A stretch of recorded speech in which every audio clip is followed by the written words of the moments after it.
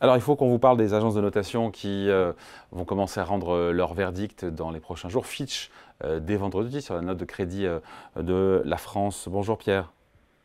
Bonjour David. Pierre Sabatier, économiste, président du cabinet PrimeView. On a 6% de déficit public, on a largement commenté en France cette année, possiblement si on faisait rien, 7%.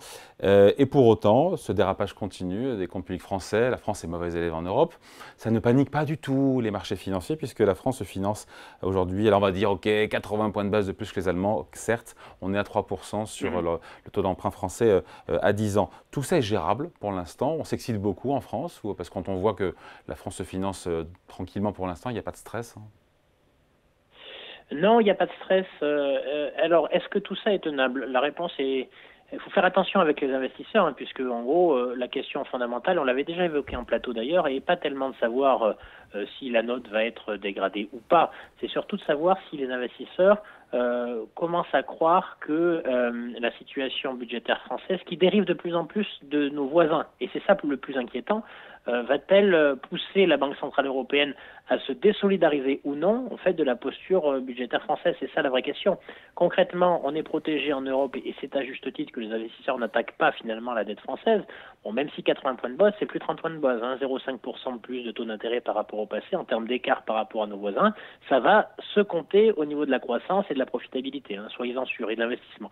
Mais il n'empêche que ça reste raisonnable, tout simplement parce que pour l'instant, les investisseurs estiment que le whatever it takes que Mario Draghi, le prédécesseur Christine Lagarde, avait prononcé en juillet 2012 de mémoire, est toujours valable. Et je rappelle que ce que ça veut dire, whatever it takes, ça veut dire tout simplement que les autorités monétaires, celles qui sont les seules à pouvoir descendre dans la cave, imprimer des billets de banque pour financer tout déficit public qu'il soit, quel que soit en fait son prix, c'est la Banque centrale, c'est la seule à pouvoir le faire sans Oui, mais aller en prison. bien sûr, mais elle ne le fera jamais. Elle ne va pas parce que la France s'écarte du reste des autres pays européens en matière de comptes publics, se mettre à émettre des billets et puis acheter la dette française. Ça, c'est dans les fantasmes les plus fous, ça n'arrivera pas. En tout cas, pas comme ça. Et ça ne sera pas dit comme ça en plus. Alors, si ça n'arrive pas, il est possible qu'un jour, les investisseurs internationaux attaquent finalement la dette française. Enfin, s'en détournent, pas attaquent, mais s'en détournent. Ce qu'on ne voit pas aujourd'hui, je rappelle, David, n'oubliez pas quand même que dans le passé, dans les années 97, 98, du siècle précédent, c'est vrai, ça commence à dater, mais les attaques sur des États, ça peut se faire aussi vis-à-vis des investisseurs internationaux qui vont jouer contre finalement les actifs produits dans cet État. Vous gagnez de l'argent sur les marchés, à l'achat, mais aussi à la vente, vous savez, grâce aux contrats à terme et à tous les dispositifs qui existent pour pouvoir le jouer, cette baisse-là. Donc attention, si vous pensez sérieusement que la Banque centrale européenne peut se désolidariser et laisser se diffuser le message que la France ne sera pas protégée par la Banque centrale à qui on a finalement délégué notre pouvoir de battre monnaie, dans ces cas-là, ce scénario-là n'est pas impossible. Je rappelle qu'il est évité uniquement, et il repose uniquement sur le whatever it takes prononcé par Draghi, qui aujourd'hui vaut encore. Donc c'est vraiment la clé. La clé. Pierre, pour le moment, les investisseurs continuent de faire confiance à la France. Ça, c'est à l'instant où on se parle. Mais on ne sait pas qui, quand, comment, pourquoi ça pourrait changer. De faire confiance à la Banque centrale. Bien sûr, en dernier ressort. Voilà. Après, la qualité de la signature française, elle a évolué. Ça, c'est clair. Aujourd'hui, on est entre l'Espagne, qui se finance maintenant moins cher que nous, et l'Italie, un peu plus cher. Et on se rapproche de plus en plus, d'ailleurs, de l'Italie, qui est quand même le plus mauvais élève, il faut le dire, de la zone euro en matière de taux d'emprunt. L'Italie, qui, elle, va repasser sous 3% de déficit public en 2026, où nous, ça sera au mieux en 2029. Oui, enfin, pour le coup, on verra. Mais il est vrai qu'il y a une forme de déclassement et de glissement qui, là, pour le coup, peut nous inquiéter. Tout à l'heure, vous évoquiez le fait que, in fine, 3%, c'est pas très cher en termes de taux à 10 ans, mais vous savez que dans le monde, en fait, le taux d'intérêt, il est fonction du niveau de croissance potentielle d'une zone. Si votre taux de croissance potentielle est faible, il faut absolument avoir un taux d'intérêt suffisamment faible pour poursuivre finalement les investissements nécessaires pour atteindre ces niveaux. La problématique, c'est que ces 0,5% de plus que nous n'aurions pas si évidemment la situation budgétaire de la France était de meilleure qualité, de meilleure facture.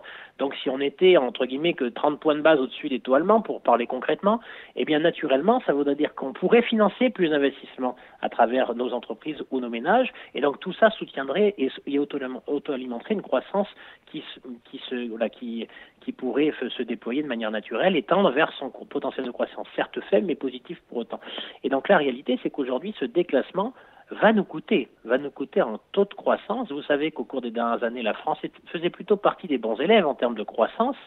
En tout cas, il faut oublier ce temps-là si, pour le coup, définitivement, nos taux ou l'écart de taux associé vis-à-vis en fait de l'État allemand continue en fait de diverger. Et c'est un cercle vicieux. Ça va se compter moins en termes de crise financière qu'en termes de taux de croissance. Et c'est un cercle vicieux, moins de croissance, moins de profit, moins d'inflation salariale et moins de revenus. Et donc, vous savez que et donc l'Italie. Et l'Italie, alors en sachant qu'en plus, vous savez, dans la vie, il y a le stock et le flux. L'Italie est certes un mauvais élève en termes de stock de dette publique, puisqu'elle dépasse 130 points de PIB, mais en flux, aujourd'hui, c'est plus le cas. Et qu'est-ce qui intéresse fondamentalement les investisseurs internationaux? On s'en fout du stock. Le stock, il peut toujours se porter d'une certaine manière. C'est surtout le flux. Et là, pour le coup, on fait partie des mauvais élèves. Alors en sachant qu'il y a quand même un aléa de moralité. Donc ça nous coûtera en croissance, mais c'est plus la lèvre, c'est pas l'infarctus auquel il faut s'attendre. Je rappelle, pour que infarctus il y ait, il faudrait pour le coup que les investisseurs internationaux parient sur la désolidarisation de la Banque Centrale Européenne ce qui n'arrivera pas en tout cas de manière c'est un suicide, mais après l'Europe malheureusement n'a pas été en fait la meilleure démonstration de la capacité de se défendre vis-à-vis du reste du monde. Et d'ailleurs, je vais faire un tout petit aparté, c'est quand même fou tout de même. Alors même si, attention, tout ce que je vais dire là n'est pas une caution pour les politiques publiques menées en France, mais il n'empêche. Regardez à l'autre bout de la planète, le Japon, 250 points de PIB de dette publique, un déficit public en permanence entre 6 et 8 points de PIB depuis 30 ou 40 ans. Avec une dette qui est détenue uniquement par les investisseurs locaux domestiques. Oui, c'est vrai. Alors ça malheureusement, on n'aura pas le temps de le déployer, mais ça serait extrêmement intéressant de faire un sujet spécifique sur le Japon pour bien comprendre de quel ressort ça tient. Mais bon, concrètement, se pose-t-il la question d'une pression internationale pour contraindre les Japonais à faire de la rigueur budgétaire? La réponse est non. De l'autre côté de l'Atlantique, aux États-Unis, dette publique supérieure à la dette française. Par ailleurs, un déficit en point de PIB, en point de PIB, évidemment, et en valeur absolue, évidemment aussi, mais un point de PIB supérieur à la dette française, un déficit public, 7 points de PIB, et il n'est pas question de rigueur budgétaire, voilà, en tout cas, ça ne fait pas partie Donc pourquoi nous, on s'auto-inflige ça? C'est les règles européennes. Et c'est les règles européennes, mais je veux dire, remettons tout ça en perspective. Quand les autres n'hésitent pas à tailler des croupières à leurs concurrents internationaux dans une optique de stratégie non coopérative, parce que c'est ça la réalité de l'économie mondiale et du commerce mondial, c'est une multiplication de stratégies non coopératives. Vous voulez en venir où, Pierre? Il faut sortir des règles européennes, c'est ça? Non, mais il faudrait probablement... ça illustre tout simplement le côté bancal de cette zone euro qui a délégué d'une certaine manière le pouvoir de battre monnaie, qui est un des deux attributs de la légitimité du politique dans une zone, au niveau européen et qui ne l'a pas fait au niveau budgétaire. Ce qui fait que tout cela nous amène à avoir finalement des doutes et faire que nos pays individuellement avancent probablement moins vite que ce qu'ils ne pourraient s'ils se situaient dans une autre optique. Nous sommes très autocentrés en Europe à travers les règles qu'il faut qu'on respecte individuellement, c'est très bien. Moralement, c'est très bien. Mais la morale, c'est pas l'économie. Et au niveau international, d'autres n'hésitent pas à utiliser tous les leviers en leur faveur. Vous avez raison, c'est intéressant. C'est un pas de côté qui est intéressant, vous avez raison. Et c'est un peu cela, moi, qui, entre guillemets, m'attriste dans tout ça. Attention, j'ai bien commencé par vous dire que ce n'est pas un blanc-seing pour la politique publique française. Il faut, entre guillemets, faire les bons investissements aux bons endroits. Et ça, c'est une évidence. Mais il n'empêche que le monde n'est pas plat et l'Europe n'est pas une île déconnectée du reste du monde. Et pendant ce temps-là, tout le monde, finalement, se met en ordre de bataille pour défendre ses intérêts. Et je vous assure que dans un monde où l'économie mondiale ralentit, instaurer une rigueur budgétaire qui serait trop brutale et trop unilatérale, encore plus avec plus de fiscalité, ça risque, encore une fois, d'entraîner l'Europe à la traîne par rapport à ses concurrents internationaux. Bien sûr. J'en viens, Pierre, à l'actu de demain et d'après-demain. C'est Fitch vendredi, Moody's le 25 octobre, Standard & Poor's le 29 novembre. Les grandes agences de notation vont rendre leur verdict sur la France, sur la note de crédit de la France. Qu'est-ce qui se passe si, de nouveau, on est dégradé? Est-ce que là, maintenant, ça va commencer potentiellement, que ça pourrait changer la donne? Je ne crois pas. Je ne crois pas. Ne sous-estimons pas. Après, il y a des contraintes réglementaires qui font qu'il y a des investisseurs qui doivent vendre des... Le jour où on est simple A, certains investisseurs, notamment les Japonais, ne pourront plus avoir de dette française. Oui, mais alors les règles ou les promesses n'engagent que ceux qui les croient. Très honnêtement, je ne crois pas que ça soit une situation possible parce que tout simplement, ça contraindrait cette fois la Banque Centrale Européenne. Alors si on y va, à pour le coup actionner le levier de la solidarité, et à savoir dire on se met en face. Donc je crois qu'aujourd'hui on surestime le pouvoir, le poids en fait des agences de notation. On surestime aussi les règles actuelles, parce qu'attention, quand on dit oui, mais si ça change, on n'est plus dans les règles actuelles, mais enfin une règle peut évoluer dans le temps. Et ce qui est le plus probable, c'est que si jamais en fait un pays comme la France devait être dégradé au point que ça génère un infarctus, parce que concrètement, si vous vendez toute la dette publique française, ça fait monter beaucoup les taux d'intérêt, donc naturellement, ça crée un infarctus dans la deuxième économie européenne. En l'occurrence, les règles du jeu changeront. Et pour pouvoir continuer à acheter finalement du papier qui reste. Donc pas d'inquiétude pour vous, si les 3 agences de notation nous dégradent, pas de problème. Ça s'appelle. Alors attention, hein, vous avez compris que ça repose sur des scénarios qui sont centralement, qui reposent vraiment sur cette idée que la zone euro, à travers sa banque centrale, ne peut pas légitimement laisser tomber la deuxième économie européenne, si ce n'est en fait s'entraîner elle-même dans tout. Donc le suicide n'étant jamais en fait l'option la plus, si ce n'est être masochiste, mais l'option la plus probable. En l'occurrence, je pense qu'on surestime aujourd'hui le poids de ces agences de notation.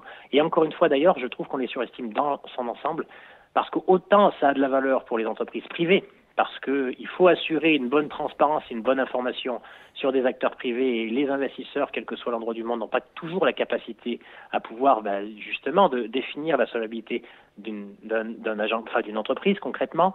Autant sur un État, son impact est plus aléatoire, parce que tout le monde sait et sait de quoi il retourne, que ce soit en termes de dette publique, en termes d'actifs possédés ou créés en fait dans cette zone-là. Donc ne sous-estimons pas le poids des agences de notation. Et ne sous-estimons pas non plus. Et ne sous-estimons pas non plus, et on finit là-dessus, les séries de baisses de taux de la BCE qui vont se poursuivre et qui vont alléger, sauf si le spread augmente, alléger aussi peut-être le taux de financement de la France. Alors, ça allègera du coup en valeur absolue. Malheureusement, on n'en profitera pas pleinement, puisque vous l'avez compris. Si avant, on était solidairement lié au taux d'intérêt allemand à 10 ans autour de 30 points de base, si on monte à 80 points de base, ça veut dire concrètement quand les Allemands profiteront d'une baisse de, par exemple, 1% de taux d'intérêt permise par la Banque Centrale Européenne, la France n'en bénéficiera que de 0,5%. Donc malheureusement, c'est une bonne chose, évidemment, mais pas autant que ce que ça pourrait être si effectivement on avait… Les comptes étaient mieux gérés. Pour le coup, les comptes étaient aujourd'hui mieux gérés, effectivement. Merci beaucoup. Point de vue signé, très intéressant. Pierre Sabatier, donc économiste, président du cabinet PrimeView. Merci Pierre. Merci David. Salut.